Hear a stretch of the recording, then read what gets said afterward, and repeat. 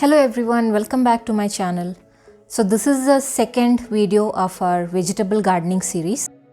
And in the last video, we saw how the basic setup was done. So in today's video, we will see how to prepare the potting mix and to sow seeds. So let's start. For potting mix, the first medium what we are going to use is coco peat. Coco peat is actually dry coconut husk that has been compacted into a brick form. So I have bought this 5 kg coco peat block, and as you can see that I am filling water so that the block gets expanded. Now you can see the block has got expanded and it is ready for use. Now we can start preparing the potting mix. So first I have taken this coco peat and garden soil in 1:1 ratio, and to that I am adding compost. Here I am using homemade compost which we have made with kitchen waste. And if you are interested to know the process of making homemade compost, please let me know in the comment section. I'll be doing a video on that as well. Adding compost is not mandatory at the initial level itself, but still I suggest you to add so that the plants get all the required nutrients. Here I've taken a portion of the coco peat, sand and compost just to show you guys, but in our case actually we are doing it in bulk since we have a lot of pots to fill. Now if I have to talk about the growing containers, here we have used cement pots, but you can use plastic pots or grow bags or old paint buckets. Please make sure your container has a hole at the bottom to allow excess water to drain out. This will prevent water from stagnating around your plant's roots.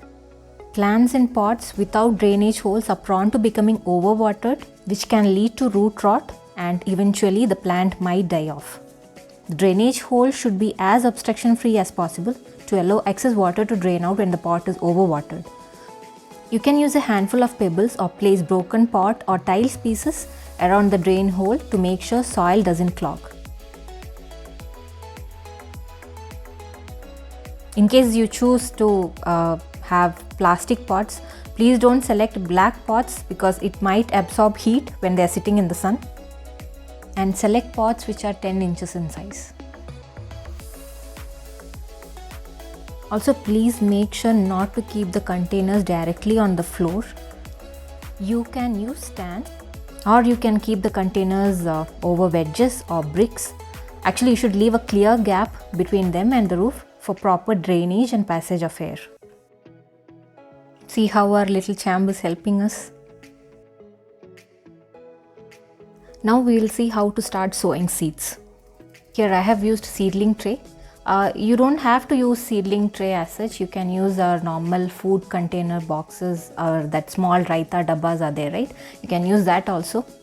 First we are going to fill the seedling tray with coco peat. When you buy seeds, make sure that you buy it from a reliable source. In my case, I bought it from a nearby nursery where I used to go very often. And here you can see the percentage of germination rate mentioned. Depending on the size of the seed, we are going to push the seed into the coco peat. Again, cover it with some coco peat and press it gently. One thing people forget is that while sowing seeds, we will remember what seed we have sown, but after some time we will forget. So for that you can have a labeling system in place. Here I have used a DIY labeling system. It's just the cable tie and I have used one sticker. You can use any ice cream sticks or whatever is available. It's just that we have to know what seeds we have put in each of the seedling tray. So write the name of the seed and just put it next to it.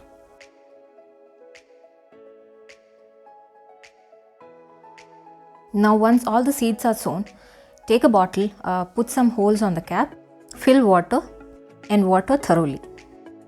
Here we have sown seeds of French beans, spinach, cherry tomatoes, normal tomatoes and brinjal.